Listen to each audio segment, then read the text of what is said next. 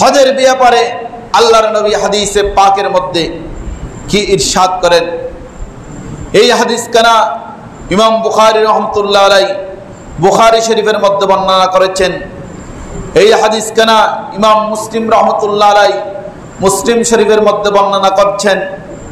হাদিসে পাকের মধ্যে আসতেছে আন আবি হুরায়রা রাদিয়াল্লাহু তাআলা আনহু قال سئل رسول الله صلى الله عليه وسلم أي الأعمال أفضل قال إيمان بالله ورسوله قيل ثم ماذا قال جهاد في سبيل الله قيل ثم ماذا قال حج مبرور হযরত আবু হুরায়রা রাদিয়াল্লাহু তাআলা আনহু থেকে বর্ণিত রাসূল করিম সাল্লাল্লাহু আলাইহি ওয়াসাল্লামকে কোন এক ব্যক্তি এসে জিজ্ঞেস করলেন, ইয়া রাসূলুল্লাহ, ইয়া হাবিবাল্লাহ, সবচেয়ে উত্তম আমলটা কি? আল্লাহর নবী বললেন, সবচেয়ে উত্তম আমল হচ্ছে আল্লাহ এবং আল্লাহর রাসূলের উপর ঈমান আনা।